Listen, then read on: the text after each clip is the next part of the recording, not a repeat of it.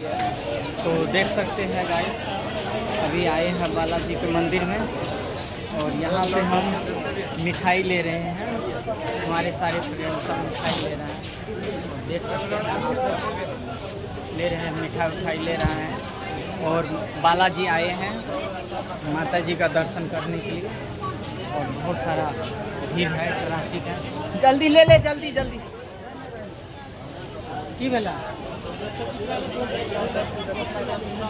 हाँ?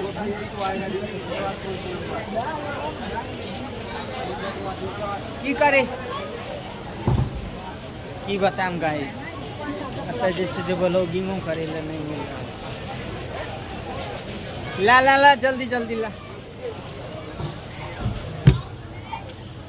देख सकते हैं की भेला, एक साथ ही ले ना सबके, एक साथ नहीं जे बुढ़वा की तरह काम कर जी। अरे बैग लबे लिए ना वो अलग लगी, हमें अलग लगी, अलग लेती, अलग लेती। की लाला तो नारियल ले लिए, मिठाई ले लिए और हाँ। टूपी ले लिए। ना हाँ, तो नारियल के बिना काम करना है तो सब सामान ला, सामग्री का सब सामग्री, सारा सामग्री का सामान लेगा ना,